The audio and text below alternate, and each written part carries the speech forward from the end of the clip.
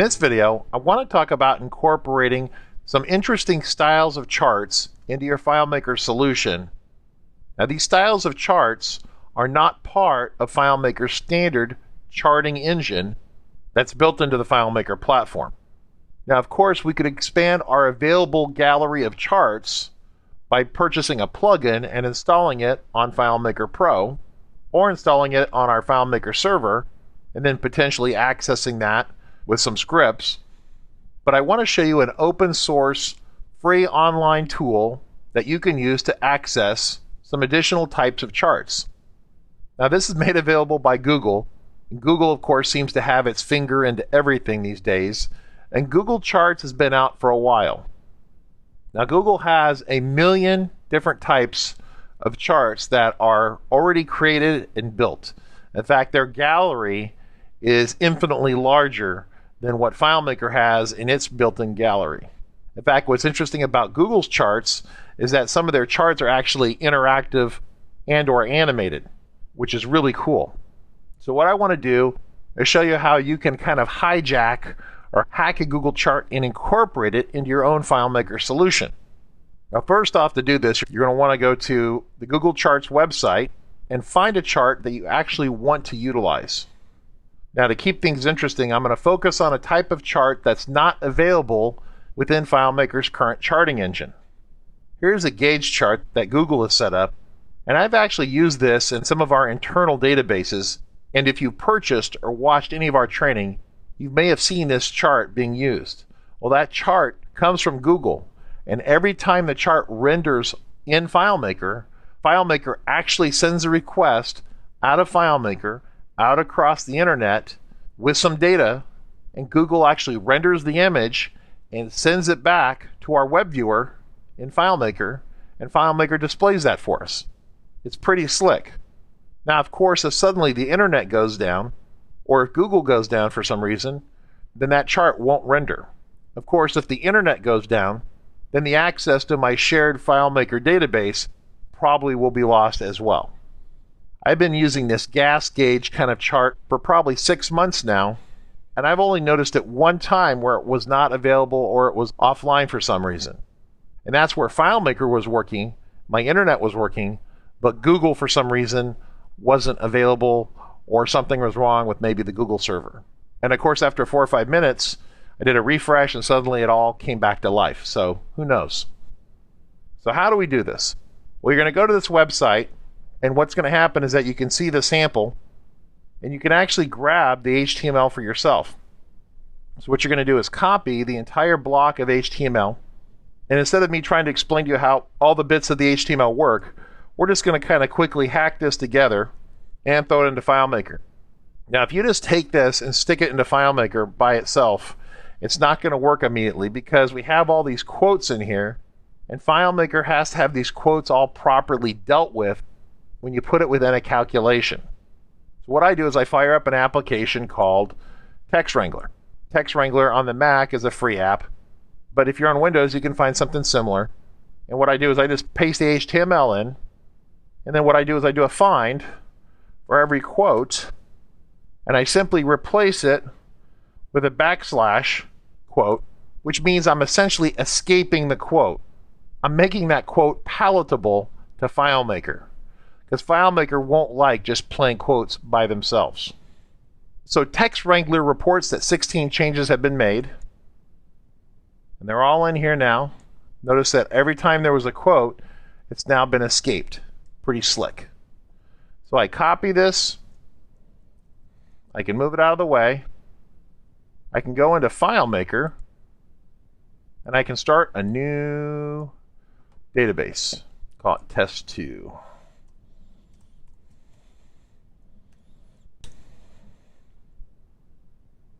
And what I'm going to do to get this going initially is just draw a web viewer on screen. Now, to make all this work, I'm just going to put this HTML in here like this.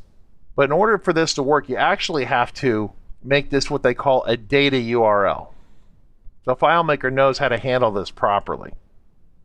Because if I don't actually notate that this thing is actually a data URL, then FileMaker is going to freak out. It won't actually operate correctly. You notice right here that Nothing actually happened. So I go back to layout mode. I go in here. I'm going to hit specify. And I'm actually going to tell FileMaker that this is a data URL. So the data is actually self-contained here within this calculation. So we have this leading element right here, and that's super, super, super important. I say OK. I say OK, and I go back to browse mode. And bingo, we actually have the functional gas gauges from the website running in FileMaker. Of course, now you think to yourself, well, now we got to make this actually useful to us. So the next thing we need to do is go in here and start modifying this.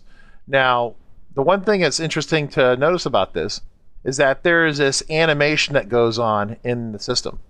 And that's this interval right here where it was playing with the numbers automatically, so it would cause the gas gauges to somewhat automate themselves. So what we're going to do is I'm actually going to remove this section in here carefully. And what would be good is to actually save this into a text file or maybe a notepad off screen. That way, if it doesn't work, I can always come back to it and figure out what I did wrong. And I hit OK. And so notice the code now is a lot smaller. I go to browse mode. So now we have memory, CPU, network, and we have these numbers here. Notice the numbers aren't animating. So now we're getting down to the fact that we actually have 3 gas gauges, and they're not animating. And so we're beginning to get our head wrapped around the concept that we can actually start to control what we're doing here. And so now what we have is we actually have the area that actually controls the 3 gas gauges, and that is right here. Right here are the areas that control the 3 gas gauges. If we want 2, 3, or 4, it's all controlled right here. So what we can do is we can actually change these and maybe add a 4th one. We could say marketing. Maybe this is their score at a team event. This is maybe engineering. And I don't know if these will actually fit in the gas gauge. And sales. And HR. Now down below here we actually have the ability to actually set the colors, right? Yellow from here to here, red from here to here. I'm not entirely clear on all the colors that are approved for use with this specific chart. You'd have to go back and look at the chart documentation. But I know that the basic colors have been used and I have used them. So I'm just going to change red to green, for example, just for fun. And I'm going to hit OK. And I'm going to hit OK. And I'm going to hit browse. And I'm going to watch my chart not work. And why didn't it work? Because that's how sensitive things are. There's one missing comma right there between these 2 charts. I added a chart, and there's a missing comma right there. One whole missing comma. One missing comma, and the chart quits working. And there you go. Notice the color green took over from red. Notice the spelling of the words came out about right. Now I actually had this dummied up in another sample file. What's interesting to notice here, these gas gauges here are actually a little bit bigger than these 4 down here. I wonder what's regulating the size of those gas gauges. Because I don't see an actual gas gauge size anywhere in here. I wonder if I get rid of one of the gas gauges, if that will make it happier.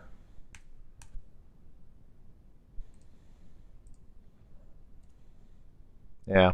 And so there's obviously some automatic logic here that you can look at. You could probably specify within the documentation the size of the gauges you want. You have to go back to the documentation that you saw to see if you can specify the size and add that as a parameter.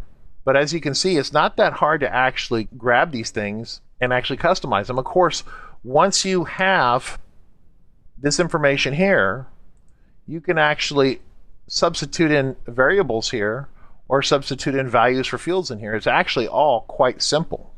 Pretty straightforward at this point. I can show you briefly what we did for the gas gauge. For FM starting point, we use it to keep track of the downloads on a per day basis. So I've jumped into a copy of FM starting point that we use for managing our finished goods. I can press this button right here, which will update these numbers right here. Now I'm connected over a wide area network from the FileMaker server. It'll take it just a second to update these numbers. Now, these numbers don't update every time I come to the screen because that would be a real hassle. If every time I navigated to the screen, you saw these calculations fire off. So this only updates when I ask for it to update. Now notice the downloads for Friday are 96, the downloads for Saturday are 64, and so the weekend downloads for Starting Point are actually quieter. But over most normal weekdays, we have 100 plus downloads of Starting Point.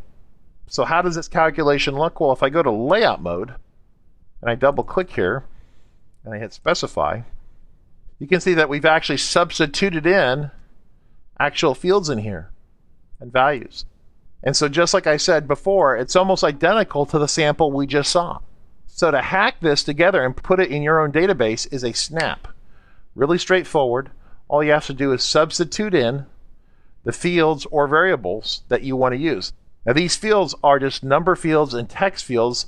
They don't update automatically. That's back to the whole conversation about not using unstored calculations on screen that dig deep into a database that's being accessed across a wide area network. If you do that, you may sit and wait. Most of the time I flip through the screen, I'm navigating from contacts to accounts to invoices, and I don't need the latest information from the chart. But if I want to know how my downloads have gone, it's end of the day or the beginning of the next day, and I want to get the latest information, I press the update, I wait 15, 20 seconds, and I get that information. And that information then is cached and saved until that update is run again. So this is really, really cool stuff. Really simple to implement, and it adds a whole level of additional capability, and frankly, levels of awesomeness to the FileMaker product line.